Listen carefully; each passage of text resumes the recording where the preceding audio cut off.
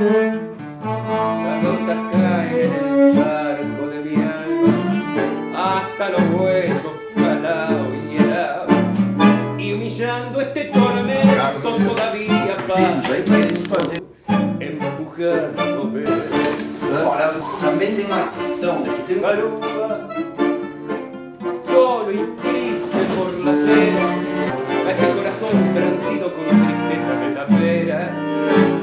Tá bom, governador. Obrigado aí pela sua entrevista. Hielo, porque aquella con su olvido hoy abierto una O estado é a Tatiana, leitora da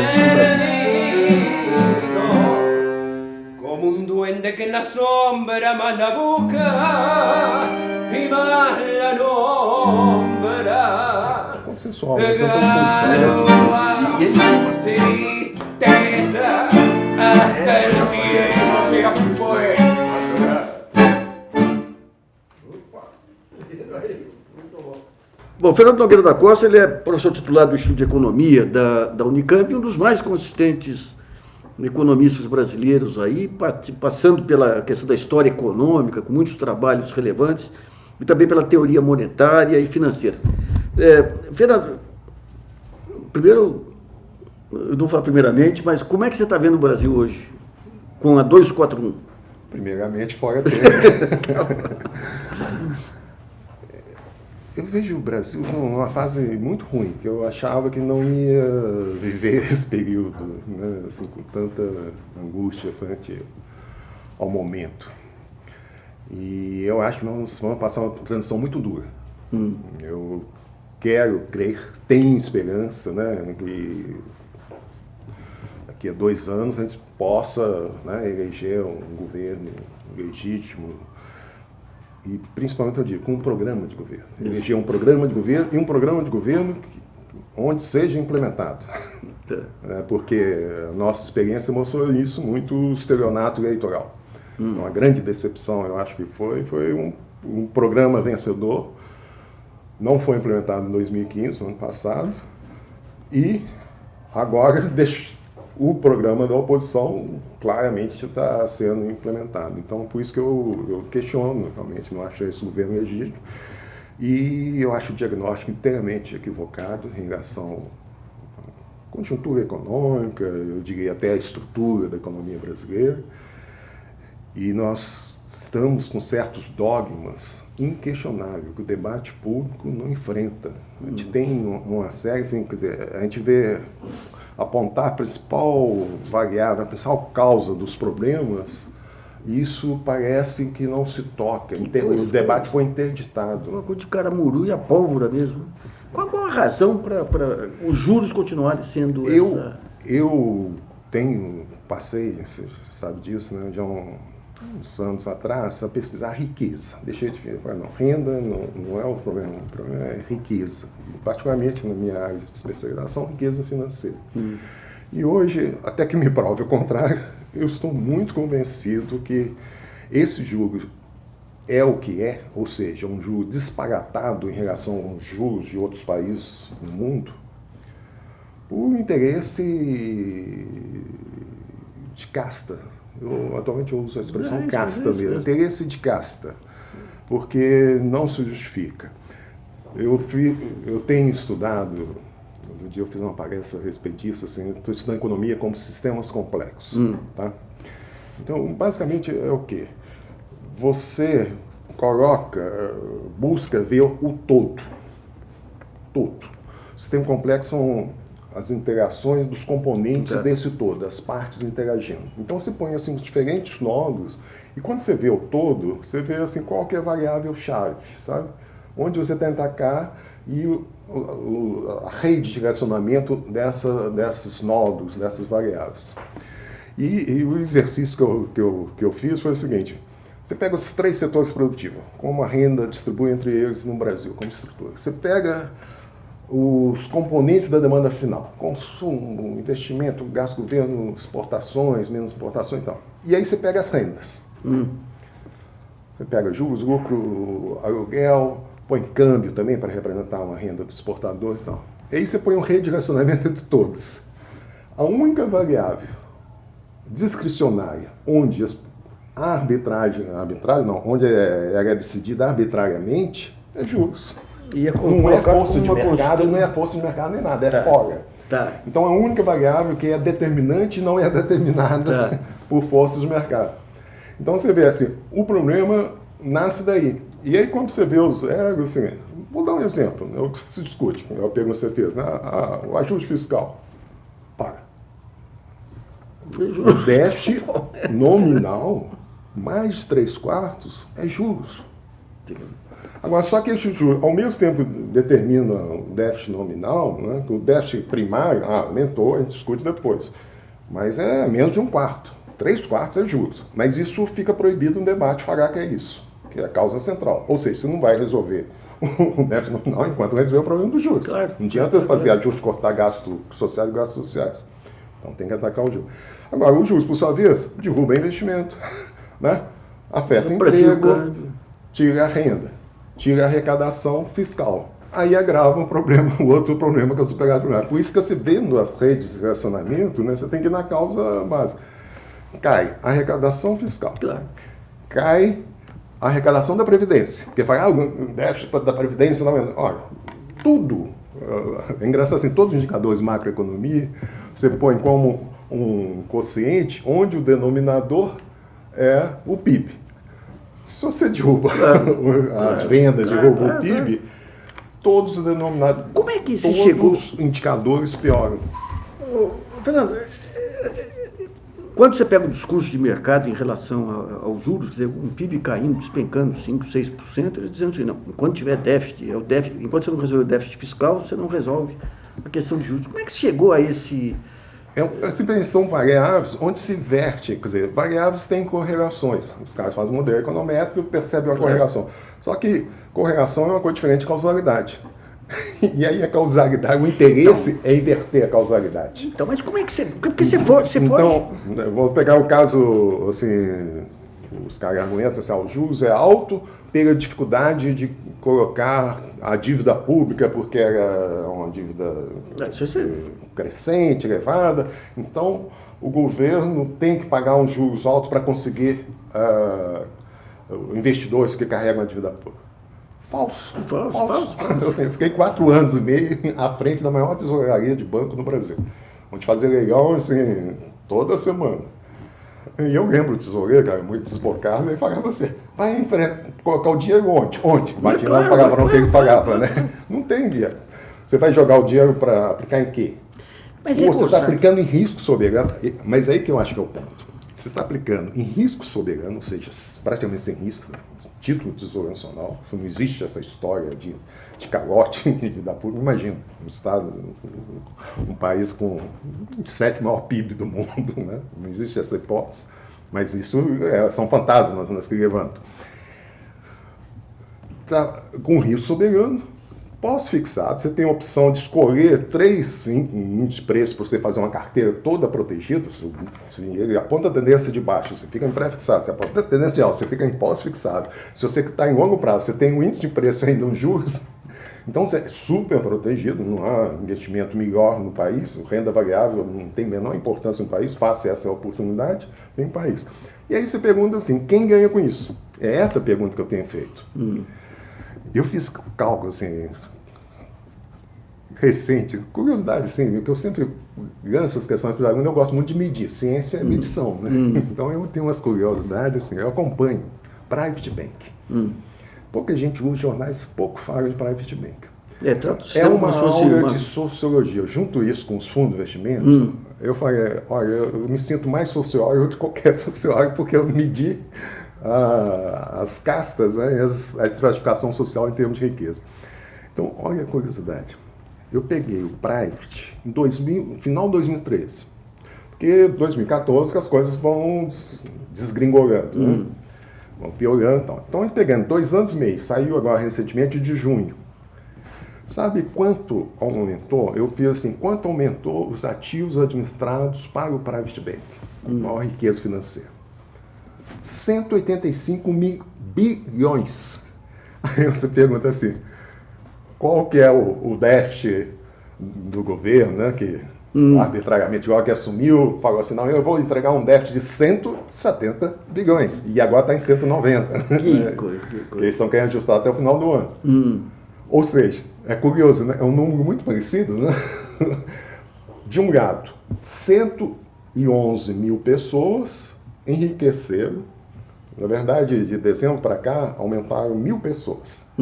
Tá? São 111 mil investidores que têm a média de cada um. Eles ganharam, eu fiz o cálculo, quanto que eles ganharam esse ano? $500 milhão. 7%. Que coisa. Quer dizer, um juros de 14,25 já ficou desde lá de junho até agora outubro. Eu falei, quanto que esse pessoal ganhou? E aí eu fiz per capita para ver, assim, na média, $500 milhão. em um semestre. Quer dizer, o cara ganhou sem fazer nada, digamos, hibernando, dormindo, hiberna durante 6 meses. Acorda, em um ano ele estará $1 milhão a mais na renda na média per capita. Então, a gente teve nos Estados Unidos aí, até a crise de 2008, também essa preponderância de interesses financeiros definindo a macroeconomia lá, né? De que maneira que a sociedade americana refez aí as análises e de que maneira que os economistas brasileiros... Você vê que essas novas linhas de pensamento, as novas correntes, renovar, né, sair do velho debate neoclassismo, keynesianismo. Apesar que curioso, no Brasil agora é proibido o Keynes pela Constituição, né? Pela PEC 291. É proibido fazer uma atuação anticíclica. O Tribunal de Contas define o que é agora... Imagina só, o Keynes, que é considerado o maior pensador econômico do século XX, na Grande Depressão, dá uma solução, né, que tem que o gasto público substituir o gasto privado, porque as expectativas reinantes são tão pessimistas que deixa de se gastar. Então, o setor público entra, mesmo tendo déficit e tudo, não é o momento de fazer ajuste fiscal durante uma grande depressão. Nós estamos vivendo a maior depressão da história econômica brasileira. Esses 2 anos, biênio, vai dar 7 pontos a menos no produto real. A dos anos 30 foi menos 5, né? Menos 5,3. Mesmo a de 81, 82 foi assim 6,3, foi bem menor. Nós estamos passando o pior período da história econômica brasileira, porque a coisa política paralisou o país, né? Paralisou a economia, paralisou todas as decisões. Então, nesse momento, no oportunismo político, você proibir uma atuação anticíclica, quando você está precisando de gasto público para os empresários terem incentivos, né, para tomar frente, tomar decisões de investimento, você tem que ter uma certa garantia. Então, você não há como fazer um ajuste nesse período. Por isso que eu vejo muito ruim, o que eu estava falando no início, eu estou muito pessimista. Parece que vai ter que agravar para criar um novo consenso de que a trajetória que nós estamos entrando, nós estamos dependentes dessa trajetória, é inteiramente maléfica. E assim, havia uma rejeição, cuja rejeição vai criar uma nova base governista pós-2018 e ver que foi um erro aprovar essa PEC. E aí vai criar para mudar novamente a Constituição, porque é um erro, porque todo mundo vai sofrer na cara. Todo mundo vai sofrer na cara. Os empresários que estão apoiando hoje, né? Você pagou os filhos de empresários que foram passear, tá apoiando, né? Viraram banqueiros. E você vê, são muito poucos, né? Então, à medida que a gente vai dando transparência nessa estratificação de riqueza, voltando no tempo, né? Como você fala, você tem 111 mil pessoas que são, a média hoje já está 6 milhões, quase 900 mil. No final do ano já está passando em média per capita mais de 7 milhões. Aí você pega a classe média alta, né? Como minha avó que dizia, come angu, a rota peru. É uma expressão de Minas. De Minas. Então, aquela snob. Sabe qual que é a média per capita? R$160 mil, investidor de fundo. E aí você pega classe média baixa, né, que também tem, digamos, um certo reacionarismo, um certo conservadorismo. Média per capita, R$40 mil. Que coisa. Eles não têm consciência de que existe 111 que estão batendo burro, panela vazia, em favor de 111 mil pessoas. Que coisa. Falta essa consciência social. Fernando, veja bem, você tem um orçamento que fica bancando toda essa derrama financeira aí e você não tem geração de riqueza. O resultado final, antes da crise política, vai ser o quê? O ponto que está havendo, quer dizer, não dá para que a geração de riqueza, porém o cobertor encurtou. E o cobertor está deixando de cobrir os pés para cobrir a cabeça, as orelhas lá de cima. Tá? Então está havendo uma concentração de riqueza muito forte. Estou dando esses números porque tá brutal o ritmo de concentração de riqueza. Então, gente, quando você sai de uma taxa de desemprego de 4,8 e vai para 12 milhões, né, e a conta recente mostra o seguinte, que se as pessoas trabalhassem, pudessem trabalhar mais, não em tempo parcial, e se não tivesse o desalento pelo desemprego, seriam 23 milhões de pessoas que estão procurando emprego e não encontram emprego na estrutura produtiva brasileira. E esse é o grande desafio. E aí que vai. A gente vê essa situação, é um crime social, ao meu ver, você não ter nenhum incentivo para investir em infraestrutura para gerar renda. Porque você tem uma população, a PEA brasileira é 102 milhões e meio. Você está ocupando 90. Mas se você fosse considerar as pessoas que achassem emprego, você teria que dar mais 23 milhões de emprego. Nesse período social desenvolvimentista, que eu falo 2003, 2014, que foi o maior progresso social que teve na história econômica moderna brasileira, e todos os indicadores mostram isso, gerou os 14 milhões de emprego. Ou seja, você vê que o desafio seria assim, dobrar esse período para conseguir oferecer emprego para 23 milhões de pessoas. Então, você mencionou essa questão dos gastos públicos não serem esterilizados aí como um fator dinâmico da economia. O câmbio também está numa fase de apreciação aí, as exportações que estavam crescendo um pouco começam a... E a política de crédito acabou. E os bancos públicos estão associados. Então você vê todos os chamados motores de crescimento foram paralisados em nome que a variável central seria o ajuste fiscal, que eu discordo no diagnóstico. A variável é juros. Claro. Depois que você baixar os juros, você vai ver que os problemas todos por si só dar alento ao PIB, os indicadores vão melhorar.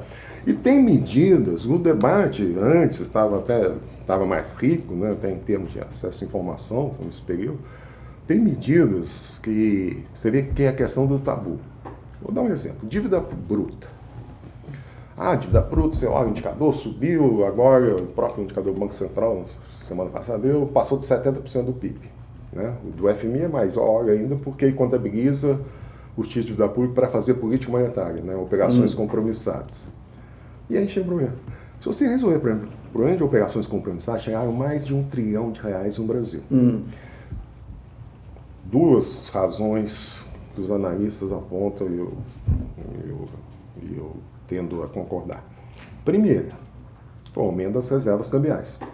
Então você tem 380 bilhões de dólares, isso foi convertido em reais, você tinha que enxugar os reais. Então aí começa a crescer justamente quando aumenta as reservas cambiais, as operações compromissadas.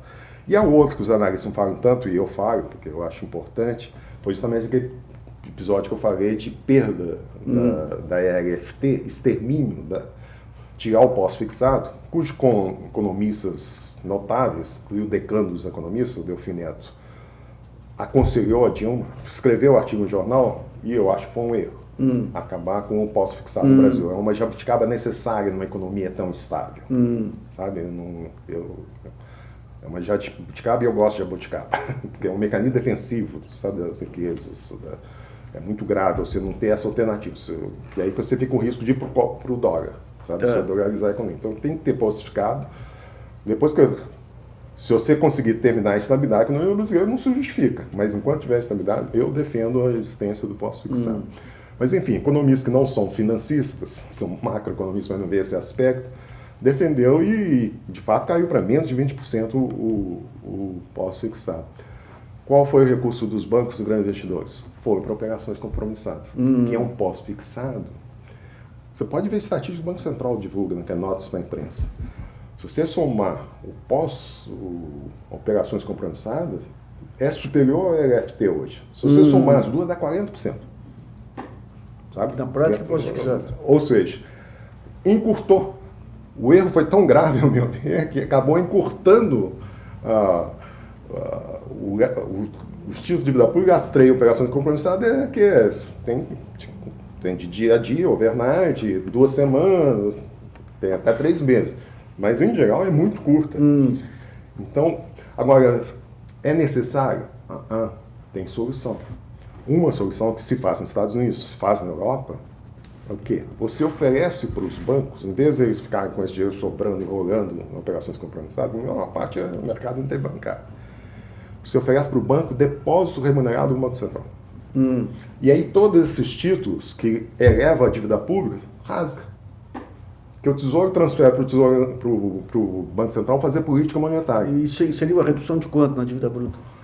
Ó, se a gente tem 1 trilhão de operações compromissadas, a dívida bruta já está 4 trilhões, né? Porque a dívida imobiliária já está 3, tal. Você pegando a bruta, o empréstimo ao BNDES, aos bancos públicos, eu sei lá, os 25, eu não tenho preciso, mas eu imagino que seja coisa assim. Substitui a operação compromissada por depósito remunerado do Banco Central.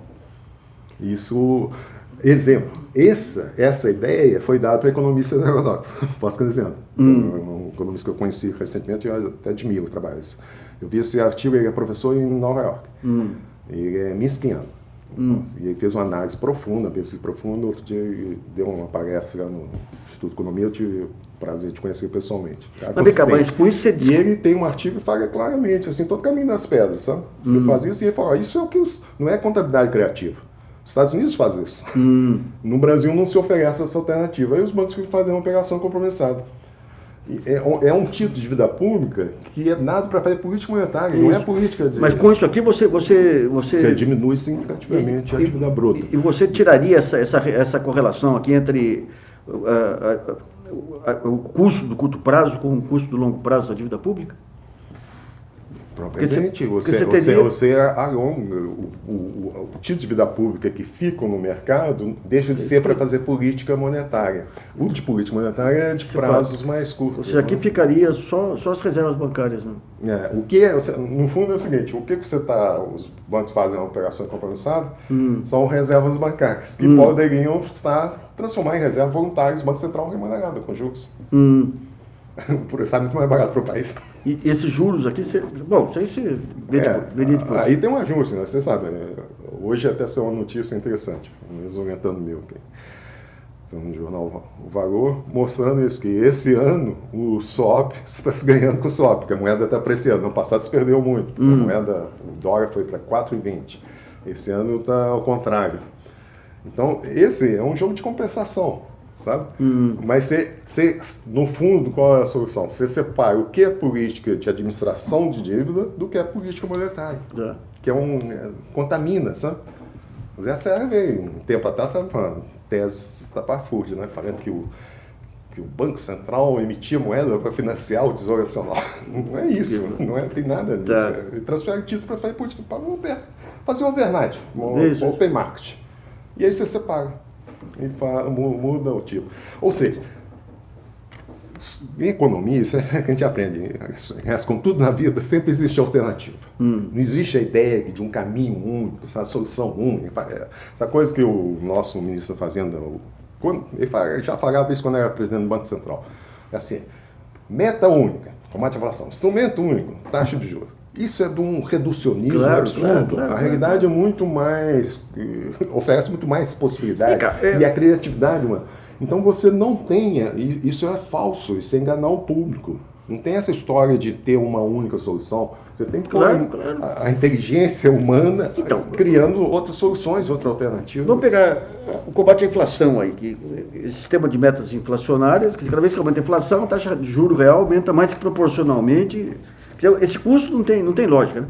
As ferramentas tradicionais de combate à inflação seriam restauradas, então? Aumento do compulsório, restrições de financiamento, IOF... Mas tudo que você fala, assim, existe um único instrumento, é quase assim, o problema é monocausal. Só que numa realidade complexa, são multicausais. Claro. Tem múltiplas causas. Para múltiplas causas, você não vai combater com instrumento único. É uma coisa Então assim. botaria aquela gestão... Você tem uma série de medidas a tomar. Estoques reguladores. Tudo. Né? O grande crítica que a heterodoxia, os pós-keynesianos falam da ortodoxia, é isso, é política monetária. Mesmo que na época do monetarismo, é uma medida só, controle monetário geral. Mas fala, digamos que o problema é localizado, um ponto de estrangulamento, um setor. Aliás, o Inácio Rangel já fazia essa crítica. Tem que provocar uma depressão geral para resolver, que é o que se faz atualmente. É isso. Você bota os juros na lua, 14,25 durante 15 meses. 15 meses. Com o PIB caindo. Derruba tudo para derrubar uma inflação que chegou a 10,7, agora está convergendo em 7. E ainda insistem em falar assim, não, eu vou para o centro da meta. Você fala, qual o ônus em termos de desemprego? Para quem perde o desemprego, essa é a minha indignação. Para quem perde o emprego, a sua fonte de renda para a sua família, que está pagando por isso. A diretora do Banco Central, eu falo, em termos éticos, ela se devia declarar impedida de tomar decisão sobre taxa de juros. Por quê? Porque ao deixar 15 meses essa taxa de juros 14,25, ela está se beneficiando. Porque todos esses são economistas-chefe, bancos muito bem, claro. não só remunerados, como provavelmente têm uma grande riqueza financeira. Então estão capitalizando, eles não perdem com isso. Eles levam a perda dos outros, mas eles não perdem com isso. E isso é diferente do que é nos Estados Unidos e na Alemanha e em todos os países que existe Banco Central Independente. Porque em um país, isso sim devia entrar na Constituição, se fosse o caso, porque eu acho que não é o caso de colocar em Constituição, mas é um projeto de lei. Se você tem um Banco Central Independente, que no Brasil não existe informal, não é formal, né? Vamos falar, não tem lei que fala que o Banco Central é independente, mas se comporta como fosse. Sendo assim, você tem que pôr um duplo mandato. Ele tem que ter uma responsabilidade face ao emprego, porque senão fica sem teto. Por isso que você fala assim, por que o juros no Brasil é tão elevado? Ué, não tem teto. E quem marca os juros ganha com isso, por que não?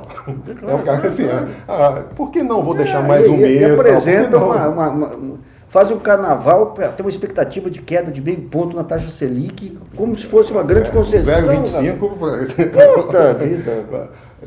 Para inglês ver, né? Então, mas vamos pegar... O problema é que as pessoas enriquecem com isso. Quer dizer, essa casta diminuta enriquece muito com isso. E é isso.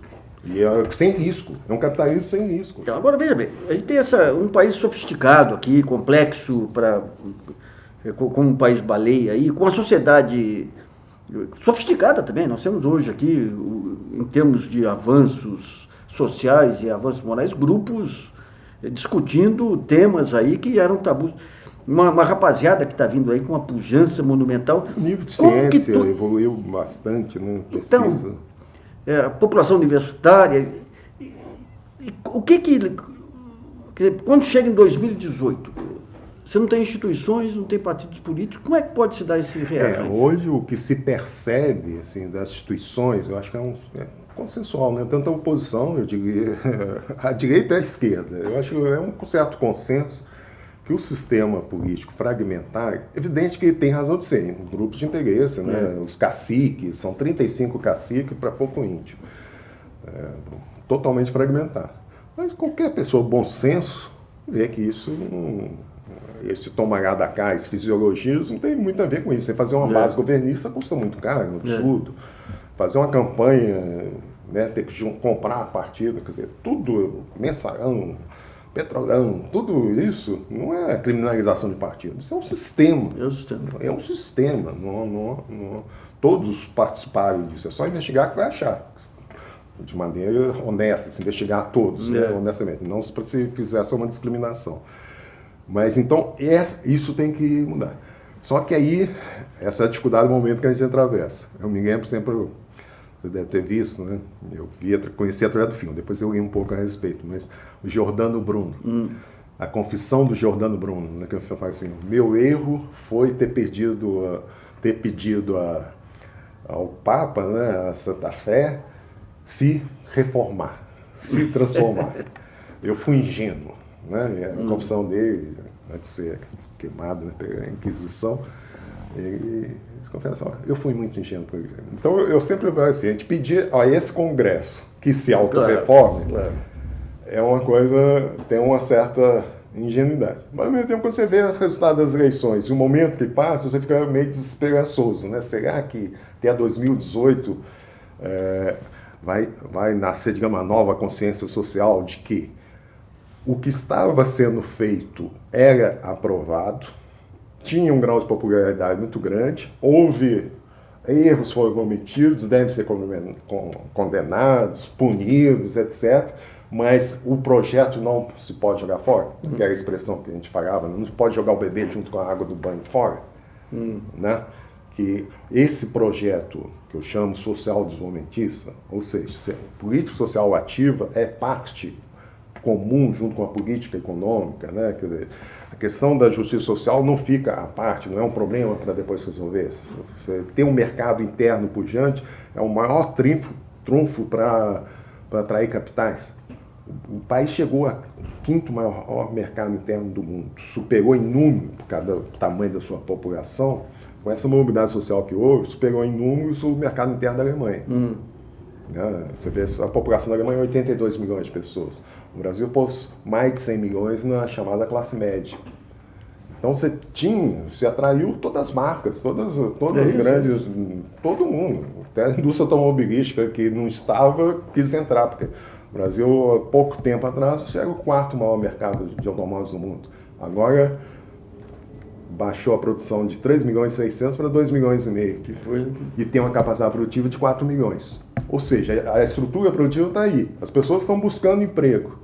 E aí esse era o dilema que o Keynes enfrentou. Quer dizer, você tem gente querendo emprego, disposta a trabalhar, você tem uma estrutura produtiva com capacidade ociosa, e aí quem tem que atuar? Não tem governo ocupar para estimular o setor privado a recuperar e oferecer os empregos, para dar confiança, oferecer emprego. Mas o que eu acho, assim, não cabe, no momento, assim, uma visão catastrofista, complexo de garganta, não tem jeito. Jeito tem. Eu acho que, e outra coisa, a antipolítica, isso é um risco, né? Essa eleição que nós acabamos de ver, municipal, você ganhar, assim, candidatos que falsamente se dizem antipolítico, ganha isso e se apresenta como gestor. Em cada 5 é milionário. É um erro, porque a política legítima, com P maiúsculo, é uma ação coletiva em defesa de interesses reais, existentes, não são falsos. E você tem que organizar a sociedade com a política, com a ação coletiva organizada. Não é isso? Isso que eu acho que a sociedade brasileira, a democracia brasileira tem que amadurecer, não para desmerecer, jogar debaixo do tapete a democracia. Claro. Para você fazer um projeto para retomar crescimento, progresso social, você que eu falo, a sociedade, né, tem que se mobilizar contra essas instituições que estão deturpadas, sistema partidário, essa representação política, né? Tem que questionar isso, porque o problema, no fundo, a gente fala assim, o problema é econômico, né? Eu vi hoje um jornal, um braço direito do presidente golpista, falando assim, o problema é economia, economia, economia. Eu acho que o problema é política, política, política. E o ministro da Fazenda dizendo que vai ser uma tragédia se for menos de 10 anos. A maneira como você cria essa noção de fim de mundo... Você põe a expectativa pessimista, que é a pior coisa para tomar decisões. Não adianta você fazer propaganda enganosa, que é propaganda enganosa. Você pagar assim, tudo vai bem depois do ajuste fiscal, que é falso. Claro. Você vai bem, quando você tem financiamento, tem projeto, quando as vendas começam a crescer, quando o dinheiro começa a entrar em caixa. Porque se o empresário não vê dinheiro entrar em caixa nas vendas, ninguém aposta com capacidade ociosa e vai investir. Claro. Não investe. Então você tem que retomar, digamos, a máquina econômica, no sentido usual do que se diz, né? Se movimentar o sistema econômico com um projeto que... Eu não digo assim, o Estado não tem capacidade de gastar. Olha, não tem, porque os juros ficou totalmente absurdo. E ele fica querendo o quê? Garantir a capacidade de pagamento do cientista. Em última análise, esse ajuste fiscal é por quê? 3/4 é o problema de pagar juros rentistas. Que não é problema. Que se você pensar em crise soberana, eu não vejo o menor risco nisso, no cagote nem nada. Isso não ameaça, não. É simplesmente baixar o juros que você vai ver que os problemas desaparecem. É isso. Boa, Fernando. Muito bom. Nós estamos aqui, você falou uma vez para mim. Eu preciso ligar um programa aqui de gravação. Posso ver Vamos ver. O entrevistado é o governador de Alagoas, Renan Filho. Governador, vamos falar, antes de entrar no nosso tema aí, que é a questão da segurança, falar um pouco das eleições. Como é que foram as eleições aí no seu estado? Olha, as eleições por aqui correram bem. Eu acho que as pessoas democraticamente puderam expressar a sua opinião. O Brasil vive um momento político e econômico muito duro, mas eu sinto que as pessoas estão amadurecendo cada vez mais, o cidadão, com mais consciência democrática. Agora, tivemos um índice de abstenção muito grande, né, em Alagoas, no Brasil como um todo. Estava observando agora o Rio de Janeiro, com 41% de abstenção desse segundo turno, somados aos brancos e nulos, muita coisa, né? E com relação ao PMDB, eu acho que a eleição foi boa para nós. Nós elegemos aqui em Alagoas tem 102 municípios, nós elegemos 102 prefeitos, e dentro da nossa aliança temos aproximadamente 80 prefeitos eleitos. Eu acho que o governo vem tendo um desempenho relevante em algumas áreas importantes para a sociedade, o que vem dando força, sobretudo argumentativa, nas eleições. Ontem teve o resultado em Maceió, o PMDB não venceu em Maceió, o PSDB ganhou em Maceió, nós tivemos 40% dos votos. Foi uma eleição em que o nosso candidato cresceu na reta final, mas demorou a crescer, deveria ter crescido um pouquinho. Fala um pouquinho então desse programa de segurança que reduziu os índices aí de mortalidade aí no seu estado. Olha, nós tivemos, Luiz, uma forte redução de violência em Alagoas. Alagoas foi o estado que mais reduziu violência no Brasil, no momento em que o Brasil aumenta a violência, ou seja, caminhamos no contrafluxo. Isso é mais relevante aí. Reduzimos 20,8% a violência de maneira geral no estado como um todo, e na capital, em Maceió, reduzimos 26%. O estado era, há quase 10 anos, seguidamente, o estado mais violento do Brasil. E esse ano, com os dados de 2015, já perdeu a posição de estado mais violento. E a nossa capital, Maceió, que era também há 10 anos, aproximadamente, a capital mais violenta do Brasil, chegou a ser a 6ª mais violenta do mundo, saiu do 1º lugar, entre todas as capitais, para o 8º lugar em 2015. Foi uma redução muito grande, muito significativa. E a gente, um outro dado interessante é que Alagoas, além de ter a capital mais violenta, Maceió era muito mais violenta do que a segunda colocada. A gente tinha 64 homicídios para cada grupo de 100 mil habitantes. E o segundo tinha cerca de 40. Ou seja, a gente era mais do que 50% mais violento do que o segundo. E agora, com essa forte redução, a cidade de Natal se transformou na mais violenta do país, com 74 homicídios para cada grupo de 100 mil habitantes, enquanto Maceió caiu para 50. Ou seja, ela está 50% mais violenta do que a nossa capital agora. E um outro dado importante é que entre as 8 primeiras capitais mais violentas do Brasil, 5 são do Nordeste. Significa dizer que a região tem muita dificuldade, sobretudo pela desestrutura histórica das Secretarias de Segurança Pública, sobretudo com a chegada da droga, especialmente o crack. Isso trouxe muita dificuldade para as capitais do Nordeste e para o Nordeste.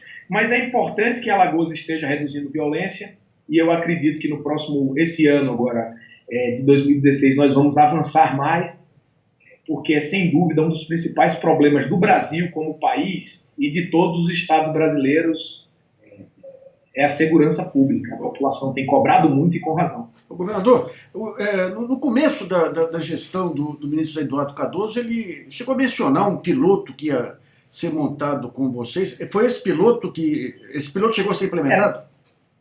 Chegou a ser implementado, na verdade, aqui em 2012 foi implementado um Plano Brasil Mais Seguro, que trouxe pouca redução até o ano de 2014, mas em 2015 nós primeiro implantamos com mais ênfase as estratégias do Brasil Mais Seguro, mas fomos mais além. Integramos os poderes, criamos uma mesa diária de acompanhamento, fortalecemos a integração das polícias, da Polícia Militar e da Polícia Civil, demos agilidade ao cumprimento de mandados de prisão, sobretudo no que concerne a homicídios, melhoramos a capacidade investigativa, investindo em inteligência e estruturando melhor a perícia criminal do estado de Alagoas. Isso reduz uma coisa que é muito importante na segurança, que é a impunidade. Quando você reduz a impunidade, você desestimula o crime. E o bandido passa a avaliar, tentar planejar mais, e só em pensar ele reduz a quantidade de crimes que eles cometiam antes.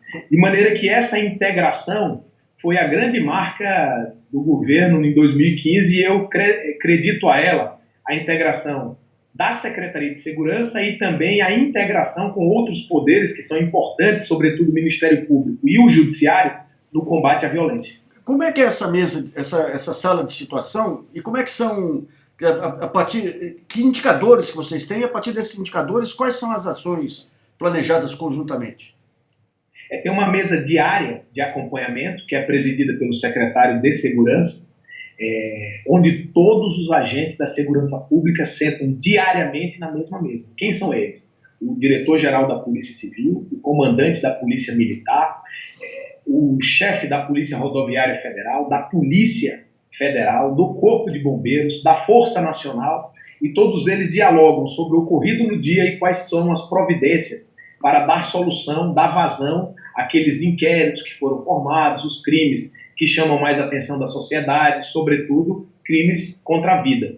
E isso facilita muito, porque já leva para uma outra Câmara, que é uma Câmara no Tribunal de Justiça, chamada Câmara Criminal, onde todos os inquéritos são recebidos e são avaliados para ter as suas decisões aceleradas. Isso facilita muito a Câmara Criminal no Tribunal de Justiça, com a presença do Poder Judiciário, do Poder Executivo, do Ministério Público, da Defensoria Pública e de todos os juízes especializados das varas de execuções penais e outras, agilizam bastante o processo decisório do judiciário, que facilita a prisão da polícia e reduz a impunidade. Portanto, essa integração, que é no campo burocrático e também no campo operacional, a integração da polícia trabalhando na rua integradamente, tendo resultado por área, e os responsáveis pelaquela área normalmente é um delegado e um membro da Polícia Militar que comanda a região. Então, eles também respondem integradamente pelos resultados. Isso reunido foi, sem dúvida, o que deu um novo ânimo à segurança pública em Alagoas e uma organização nova que é capaz de dar vazão a inquéritos anteriormente represados, questões não resolvidas. E isso, sem dúvida, ajudou bastante no resultado final. Governador, no caso das organizações criminosas, né, tem o crime que se manifesta na ponta e tem toda a parte econômica. Os serviços de inteligência, como é que se integram para combater os chefes do tráfico?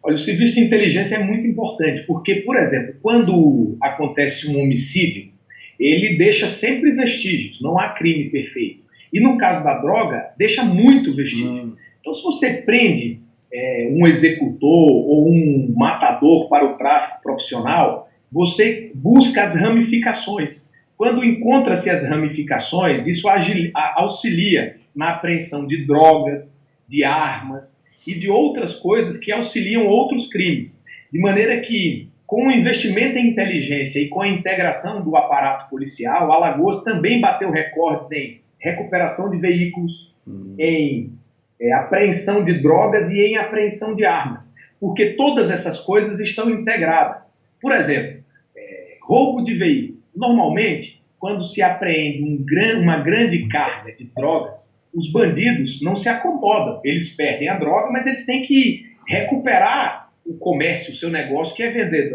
droga. Então, outros crimes costumam aumentar, como, por exemplo, o roubo de carro. Que ele rouba um carro para vender o carro e adquirir nova carga de droga e, assim, não ficar com prejuízo para a sua organização criminosa. O mesmo acontece com assalto a banco, sobretudo explosão de caixa eletrônico. É por isso que a expansão do microtráfico trouxe outros crimes para o Nordeste, como o estouro de caixas eletrônicos, coisas dessa natureza.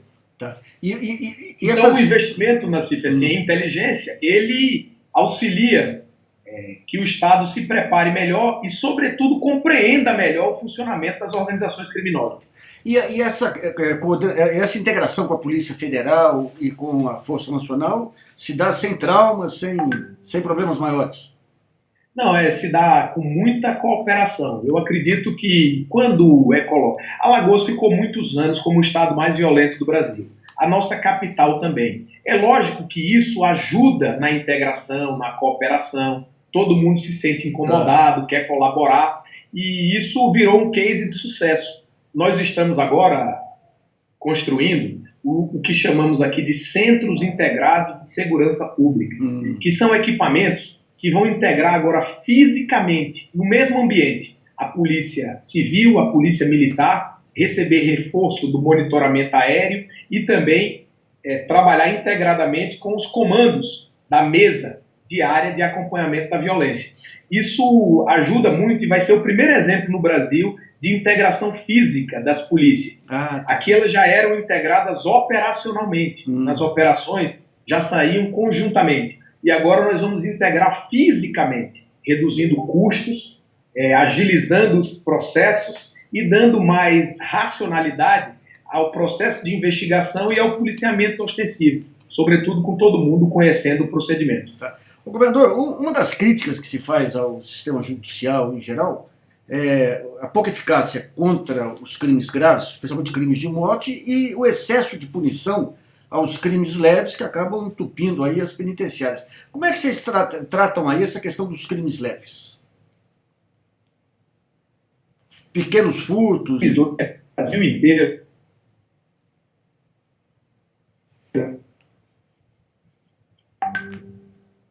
Alô? Sabe quem que... Depois da presidente agora é apresentado a um juiz antes de ser remetido ao... Governador, travou a gravação aí. Repete um pouquinho, né? Repete de novo a resposta que travou aqui. Vou repetir, Luiz, com prazer. Depois da presidência de Ricardo Lewandowski, o ministro Ricardo Lewandowski à frente do Supremo Tribunal Federal, houve um avanço com relação à prisão dos presos, dos delinquentes de crime de pequena monta. Sobretudo com a implementação das audiências de custódia. As audiências de custódia, elas apresentam todos os presos a um juiz, que ali, antes de remetê-lo ao presídio, ele decide se aquele preso deve ou não ir ao presídio, e avalia antecedentes criminais, qual foi a circunstância em que o crime foi cometido, e ele faz uma análise. Isso não acontecia no Brasil. O cidadão era preso e mandado direto para o sistema prisional. Muitas vezes, acontecendo o que você falou, o sistema prisional fica lotado e ao invés do cara sair melhor, ele sai pior. Aquilo funciona como uma universidade do crime, de maneira que as audiências de custódia ajudaram nesse cenário. Agora, tudo, Luiz, tem que ter um equilíbrio. Quem comete crime previsto no Código Penal e precisa ser punido, tem que ser também, porque senão a gente desequilibra a balança e passa-se a ideia que o Estado é leniente com relação ao crime. E como nós somos um Estado, falando como nação, Brasil, muito violento, a gente precisa cada vez mais demonstrar à sociedade que o crime verdadeiramente é punido, porque a impunidade é uma das marcas do Brasil que tanto nos envergonham. Então, por isso, a gente tem que sempre manter um equilíbrio. Agora, finalizo colocando que tem avançado muito as penas alternativas, com o uso de tornozeleiras eletrônicas, sobretudo para crimes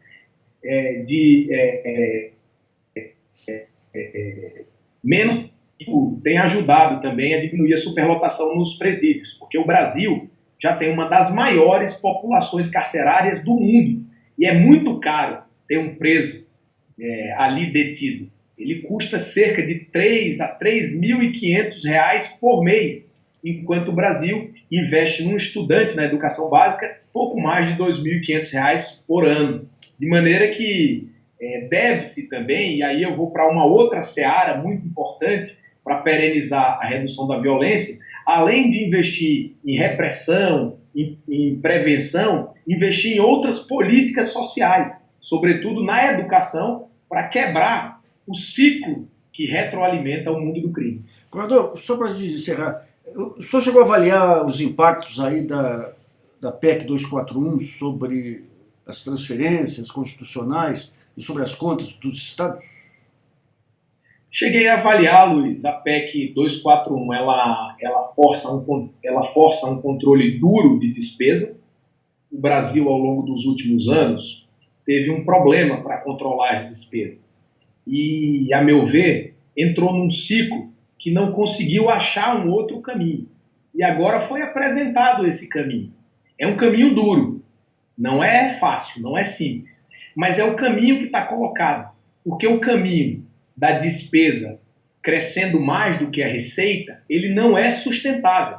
De maneira que eu acho que, aprovando a PEC 241, o Brasil vai ter serenidade e massa crítica para, nos próximos anos, fazer reflexões, sobretudo no que concerne à saúde e à educação, garantindo que essas áreas continuem a ser mais capazes de atender quem mais precisa, porque esse país ainda é um país muito desigual e não pode tratar todos igualmente, precisa dar condição para as pessoas evoluírem, terem acesso à saúde, à educação, sobretudo, além de outras políticas que a gente pode também discutir, investimentos em ciência, tecnologia e inovação, em segurança pública. Mas, pragmaticamente, eu vejo que nós precisávamos de um caminho para retomar o crescimento econômico, porque sem retomada do crescimento econômico, sem geração de emprego e sem controle inflacionário, o país iria continuar piorando. E, diante disso, achou-se esse caminho. Espero que ele possa garantir controle de contas para que a gente possa baixar os juros. Baixando os juros, controle de contas significa o seguinte: controle de contas significa controle inflacionário. Controle inflacionário significa possibilidade para baixar juros. Baixar juros significa novos investimentos, novos empregos e retomada econômica. Eu penso que esse é o mecanismo que tenta ser utilizado, mas acho que a dose pode ter sido um pouquinho excessiva, sobretudo pelo momento de falta de credibilidade que tem o país. Mas eu acredito que o Brasil terá serenidade e massa crítica necessárias para adiante, daqui a alguns anos, voltar a discutir para ver se precisa flexibilizar um pouco o modelo. Então tá bom, governador. Obrigado aí pela sua entrevista aí, viu? Um grande abraço. Foi um prazer, Luiz. Um abraço pra você. Até mais. 1 é 2 é 3 é 4 é 5. Vai me explicar depois que era 2 bandolinhos. Era 2 bandolinhos. Não,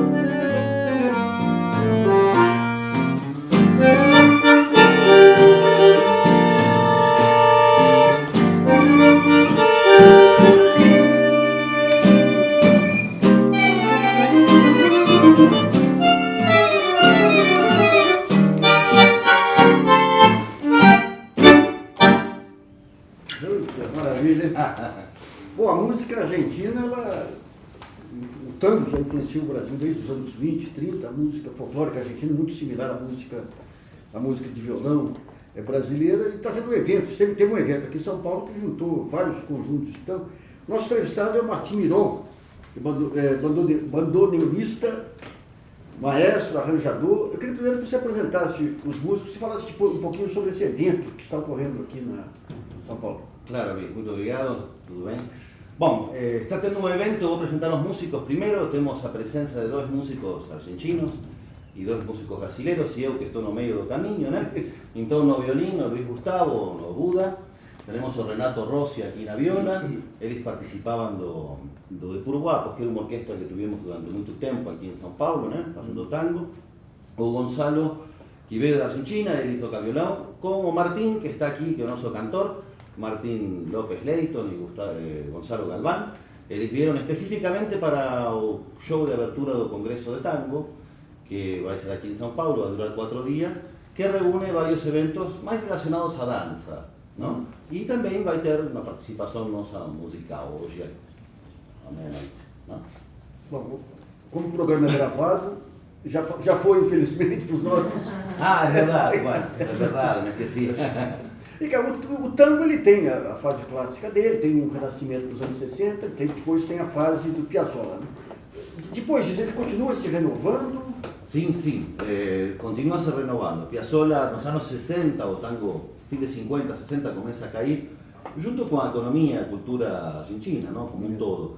Vai se retomar com Piazzolla, que vai triunfar em Europa, e ele vai modificar o tango sustancialmente, ¿no? Misturando con jazz, con música erudita, y eso va a afastar un poco a velha guarda do tango de Piazzolla. Ele vai ter uma resistência muito forte.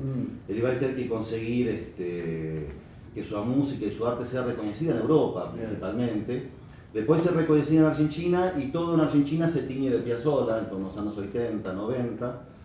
E especificamente no ano 95 começa uma nova geração de orquestras de tango que saem de uma escola de música popular do município de Avellaneda, que é uma região pertinho de Buenos Aires, que vai oferecer cursos gratuitos para tango, e ali vão começar a se formar novas orquestras a partir do ano 95, e isso está fructificando até agora. Tem muitas orquestras novas, compositores, podemos mencionar Julián Peralta, Astillero, que é uma orquestra muito importante, podemos falar de Ramiro Gallo, podemos falar del Arranque, não? Aqui no Brasil a gente tem visto aí nos últimos anos aí uma explosão de novos instrumentistas, até acho que com facilidade das universidades de música, de internet, tudo.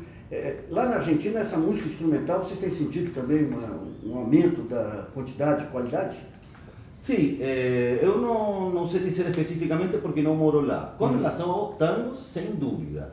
Não havia partituras, não havia arranjos, não havia métodos, não havia nada. E todo este pessoal que durante essas últimas décadas foi investigar o tango, procurar, chamar as pessoas antigas que tinham tocado com grandes mestres de tango, apareceram arranjos e partituras originais, escreveram métodos, sistematizando o tango, não? Então, hoje em dia, sem dúvida, há muito mais material e há muitos mais instrumentistas, então fica muito mais fácil para todo mundo tocar, né? Então, mostra um pouco do novo tango, então.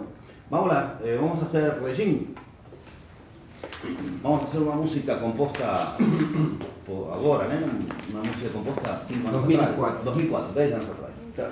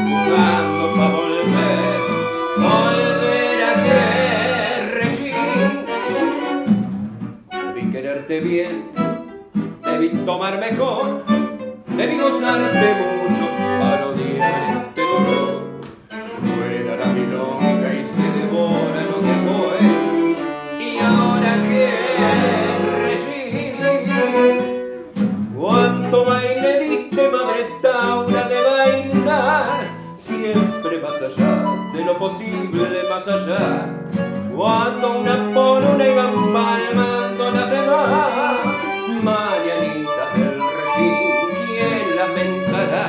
¿Quién? Pa' cuando ya los veteranos no estén más, pa' buscar a la fama de tu cueva de esplendor, y copa loca entre bombitas de color, guapeando a la muerte.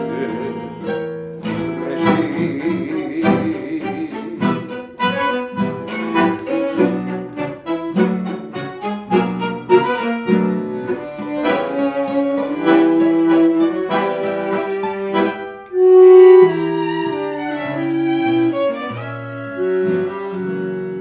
Habrá que imaginar un nuevo berretín, bancando la tristeza que las cosas tienen fin. Reina milonga de mis amores, ya se fue tu rumbo noche adentro en la ciudad.